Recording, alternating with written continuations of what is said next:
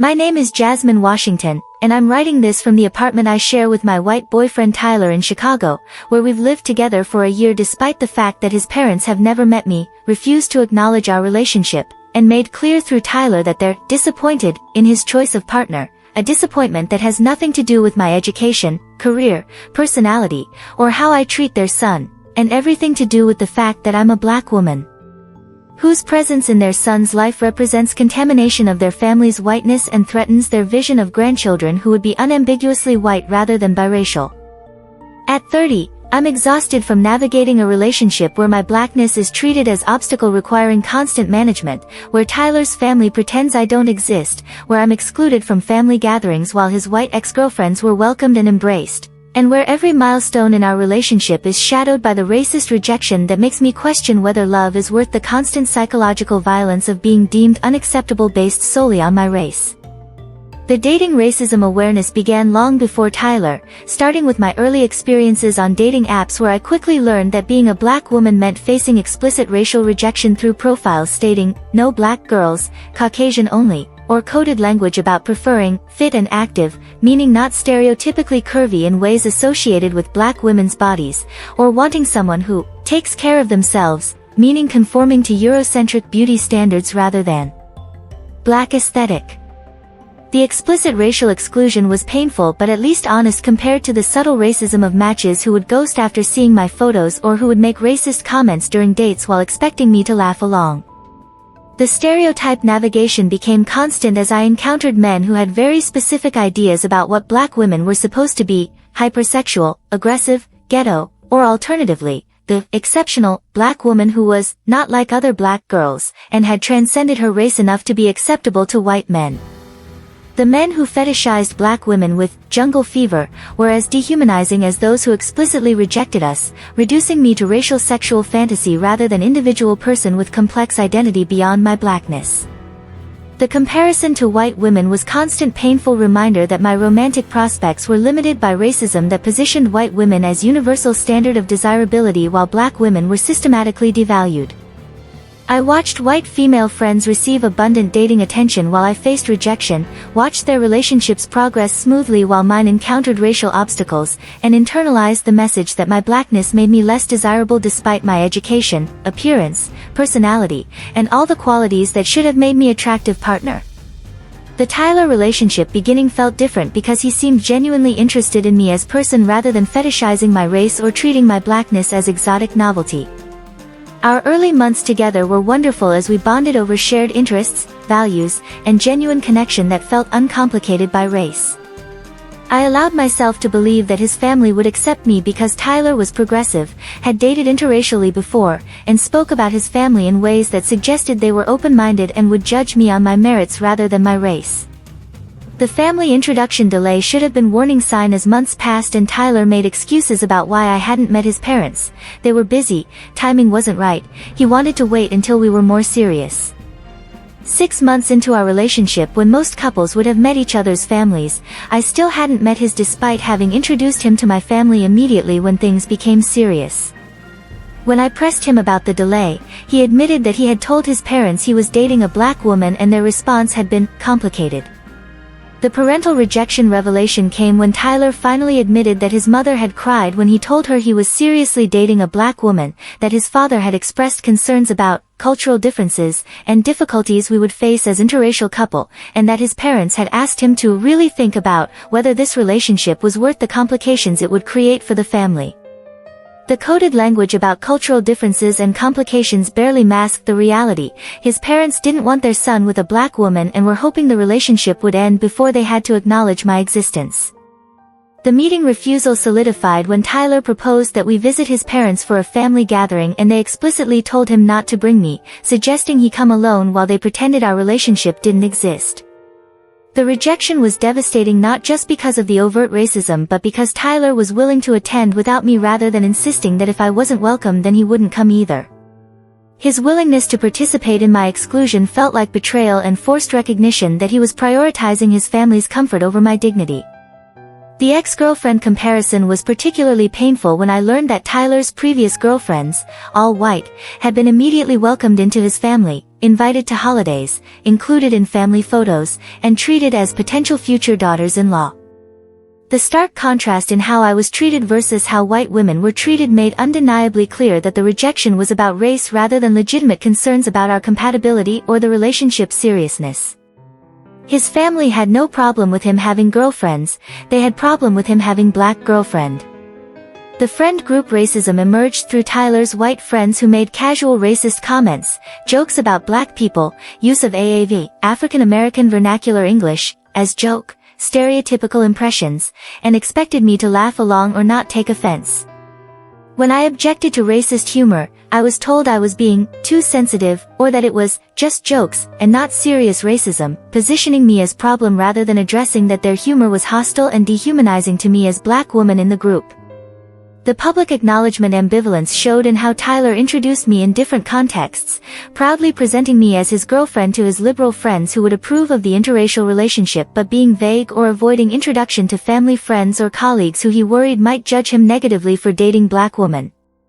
The selective acknowledgement made me feel like secret or liability rather than partner he was proud to claim publicly in all contexts. The racial burden imbalance became crushing as I realized I was carrying all the emotional labor of managing the racism our relationship encountered, processing my hurt from his family's rejection, educating Tyler about microaggressions his friends committed, explaining why certain comments or situations were racist when he didn't immediately recognize them, and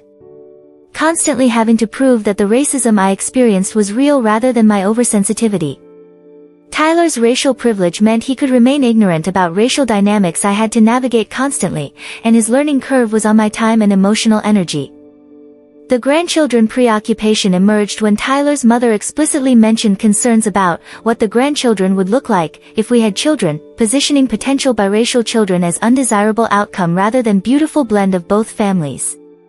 The comment revealed that his family's racism wasn't just about me but about maintaining racial purity in future generations, and that any children we might have would also face rejection from their white grandparents based on their appearance. The ultimatum moment came when Tyler asked me to be patient with his family's adjustment to our relationship, suggesting that eventually they would come around if I just gave them time and didn't push too hard for inclusion.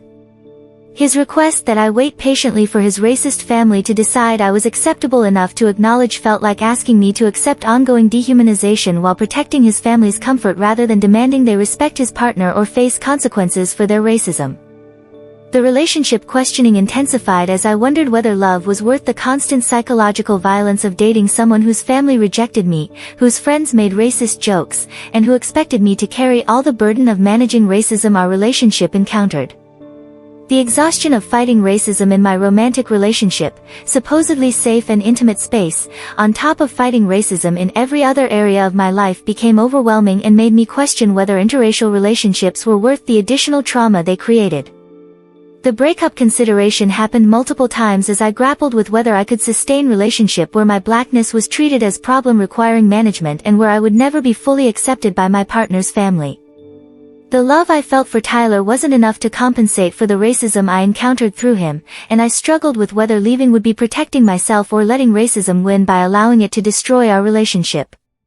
The therapy that helped me navigate these challenges was with Dr. Angela Brown, a black psychologist who specialized in racial trauma and understood that the racism I experienced in my relationship wasn't just personal relationship problem but was manifestation of white supremacy operating through intimate spaces and family dynamics. She validated that my hurt was legitimate response to real racism rather than oversensitivity, and helped me develop frameworks for assessing whether the relationship could be sustainable given the racial dynamics.